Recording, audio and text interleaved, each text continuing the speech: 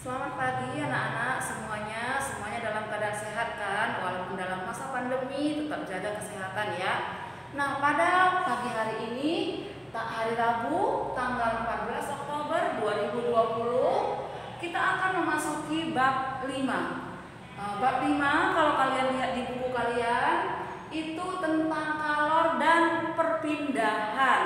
Nah, sekarang Ibu mau menjelaskan dulu apa itu kalor. Ya, kalor adalah energi panas yang berpindah dari suhu yang tinggi ke suhu yang rendah. Nah, sebelumnya kita sudah belajar tentang suhu, yaitu derajat panas dinginnya suatu benda. Nah, di sini kita belajar tentang energi.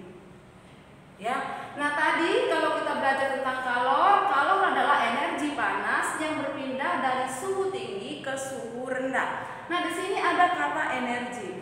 Kalau di kelas 6 kalian sudah mendapatkan pengertian energi. Jadi dibuka kembali bukunya di kelas 6 atau diingat-ingat kembali apa itu energi. Nah, satuan energi adalah joule. Nah, tetapi kalau dalam ilmu gizi itu satuan energi bisa juga dengan kalori, ya, kalori atau kilokalori.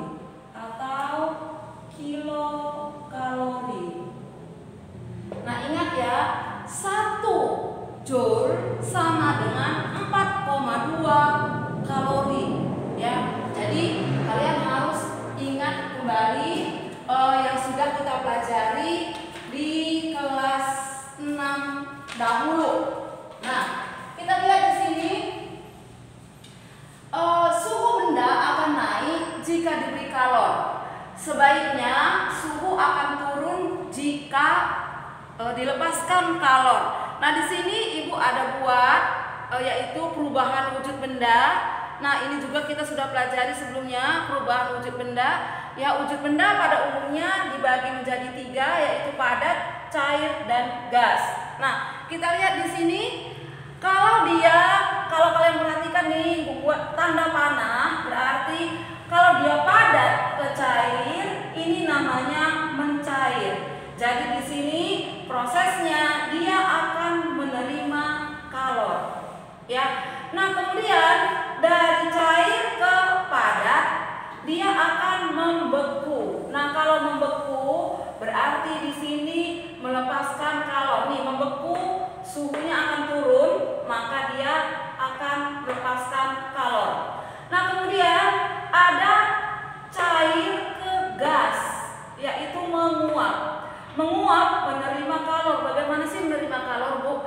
Berarti kalau dia dari cair ke gas, ya, dia membutuhkan panas.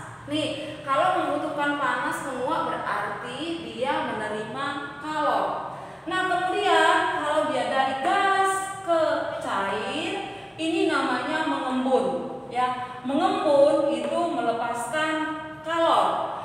Kemudian dari padat, kalian perhatikan ya, dari padat ke gas, ya, itu namanya menyublim. Menyublim itu menerima kalor. Kemudian dari gas ke padat itu mengkristal atau biasa juga orang sebut menghablur, ya, itu melepaskan kalor. Nah, kemudian di sini kenaikan suhu, apa sajakah yang mempengaruhi kenaikan suhu? Nih, kenaikan suhu dipengaruhi oleh massa benda, ya. Kemudian jenis benda. Nah, bagaimana maksudnya ini? Kita lihat. Kalau makin besar kenaikan suhu benda, kalor yang diperlukan makin besar juga. Ya, kalau makin besar massa benda, maka kalor yang diperlukan untuk menaikkan suhu makin besar juga. Maka dibuatlah di sini rumusnya, Q sama dengan M kali C kali delta T. Ini apa ini, Bu? Q ini namanya kalor. Ya, M ini massa benda, ini massa. C ini ya kalor jenis. benda. Nah, ini biasanya ditentukan. Kemudian delta T ini selisih suhu. Selisih suhu. Maka Ibu buat contoh soal ya. Contohnya, berapa kalor yang diperlukan untuk menaikkan suhu 2 kg air dari 25 derajat Celcius menjadi 100 derajat Celcius? Jika diketahui kalor jenis air adalah 4,2 kali 10 pangkat 3 Joule per kilogram derajat Celcius. Nah, pertama sekali yang kita lakukan adalah kita membaca soal, kemudian lihat yang diketahui. Dari soal apa saja yang diketahui ini? Kilogram, satuannya kilogram. Awal-awal pelajaran kelas 7 kita sudah belajar. Kalau satuannya kilogram, berarti yang diketahui adalah massa benda. Berarti massa sama dengan 2 kilogram. Ya. Kemudian yang kedua, lihat nih. Suhu 25 derajat Celcius. Di sini juga ada suhu 100 derajat Celcius.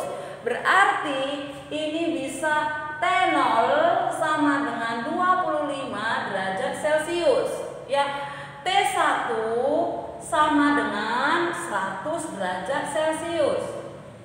Nah, dari T0 dan T1 kita akan dapatkan selisih suhu delta T sama dengan T1 kurang T0 sama dengan 100 kurang 25 sama dengan 75 derajat Celcius.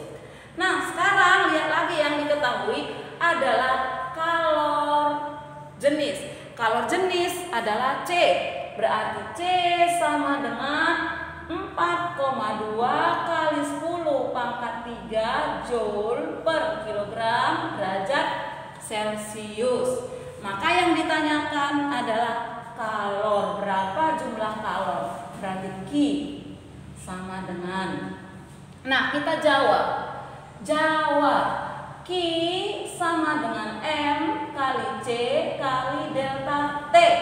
Ya, kalau kita sudah mengetahui apa yang diketahui dari soal, sudah kita tuliskan seperti ini, maka kita tinggal memasukkan ke dalam rumus.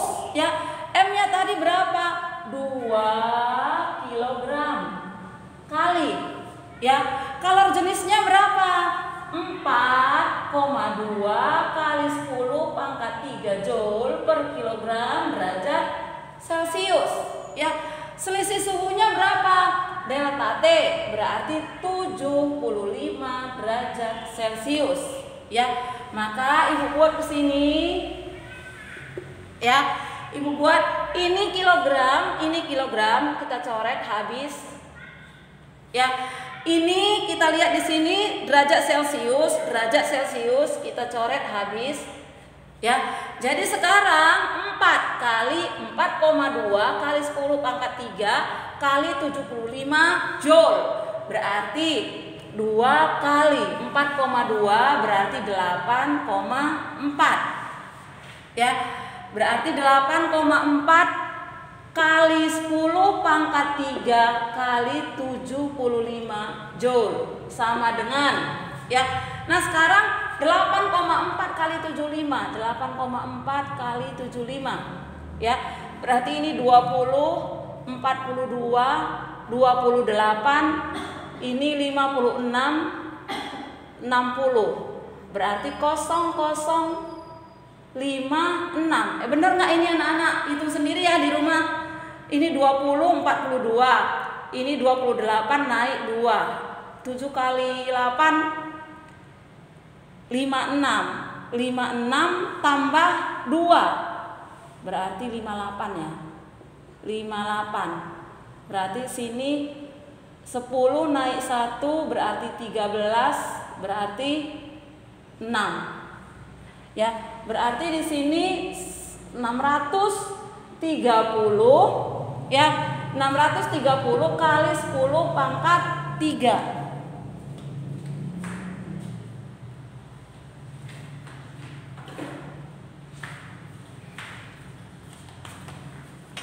630 kali 10 pangkat 3 Joule. Ya, sama dengan 6,3 kali 10 pangkat 5 Joule. Jadi, kalor yang diperlukan untuk menaikkan suhu 2 kg air dari 25 derajat Celcius menjadi 100 derajat Celcius adalah 6,3 kali 10 pangkat 5 Joule. Atau dalam sehari-hari berapa nih nak? Berarti 6, 3, 1, 2, 3, 4 Joule. Berarti 630.000 Joule. Ya. Untuk pelajaran kita pada pagi hari ini cukup sekian dulu.